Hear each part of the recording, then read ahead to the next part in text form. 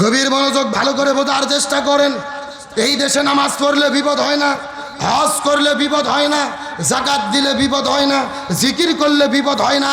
এই বাংলাদেশে তারাই বিপদে পড়েছে যারা জমিনের ভেতরে কোরআন বিজয়ের আন্দোলন করেছে।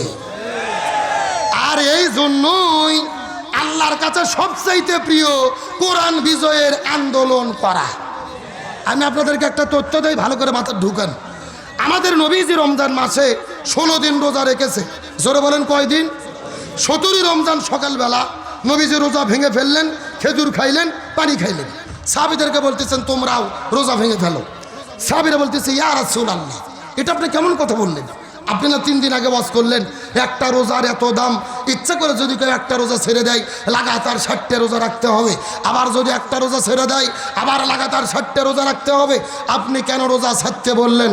রসুল বলতেছে বেশি বোঝার চেষ্টা করো না। ওমা আতাকুমুর রাসূলু ফাখুযুহু ওমা নাহাকুম আনহু ফান্তাহু। আমি নবী যা বলি তা তোমরা করো, যা করতে নিষেধ করি তা থেকে দূরে থাকো। আবু জেহেল মদিনে আক্রমণ করেছে, আর বসে থাকা যাবে না। এখন আবু জেহেলের মোকাবেলা করতে হবে।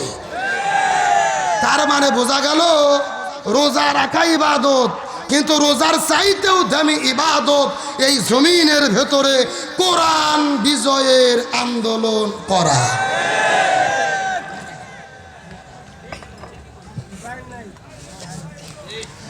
আমার প্রিয় বন্ধুগণ, মুসলমান ভাইরা গভীর মনোযোগ।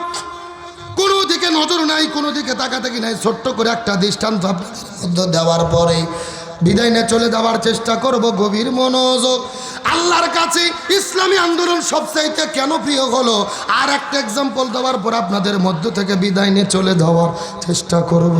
আমাদের নবীজির চাচা সাহাবী হযরত হানজালা রাদিয়াল্লাহু তাআলা নতুন বিবাহ করার পরে ওই বউটাকে নিয়ে যখন তিনি বাসর ঘরের মধ্যে চলে গেছেন, ওই বাসর ঘরের ভেতরে প্রেম ভালোবাসা মহাব্বত চলতেছিল।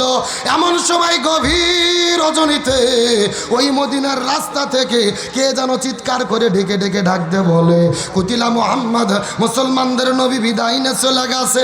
এই কথা শোনার পরে হযরত হানজালা বউটাকে বাসর ঘরের মধ্যে রাখার পরে এক দৌড়ে চলে গেলেন কূপের ভেতরে ফরজ গোসল আদায় করার জন্য।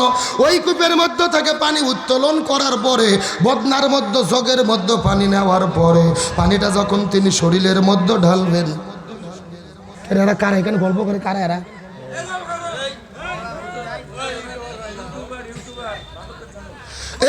মুসলমান গভীর মনোযোগ লক্ষ্য করুন।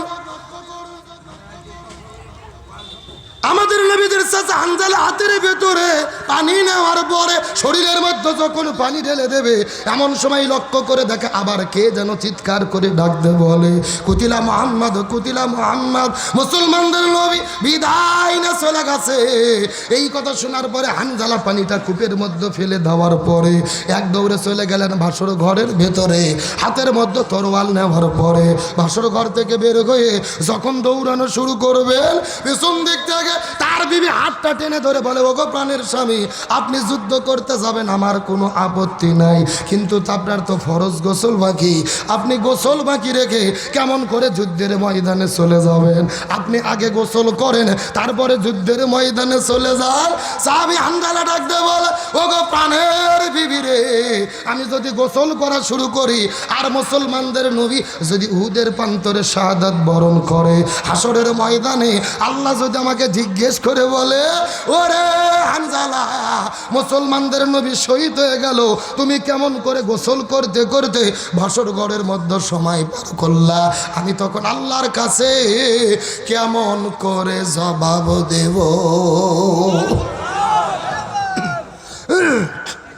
মুসলমানদের নামে যদি বিদায় নিয়ে চলে যায়, আল্লাহ যদি হাসরের ময়দানে আমাকে জিজ্ঞেস করে বলে, হানজালা, মুসলমানদের নবী বিদায় নিয়ে চলে গেল, তুমি কেমন করে সময় পার করলা, তখন আমি আল্লাহর কাছে কেমন করে জবাব দেব? এই কথা বলার পরে সাহাবী হানজালা হাতের মধ্যে তরোয়াল নিয়ে উহুদের ময়দানে দৌড়ানো শুরু করলেন। দৌড়াইতে দৌড়াইতে যখন তিনি উহুদের প্রান্তরে চলে গেছে, যুদ্ধ করা শুরু করে দিলেন। কিছুক্ষণ পরে ফজর নামাজের আজান হয়ে গেল। ফজর নামাজ তিনি পড়তে পারলেন না। যেহেতু তার ফরজ গোসল বাকি ছিল, একদিকে ফরজ গোসল বাকি, আর একদিকে ফজর কাজা হলো, জোহর কাজা হলো, আসরটাও কাজা হয়ে গেল। এক নয় দুই নয়, 3 ওয়াক্ত নামাজ কাজা।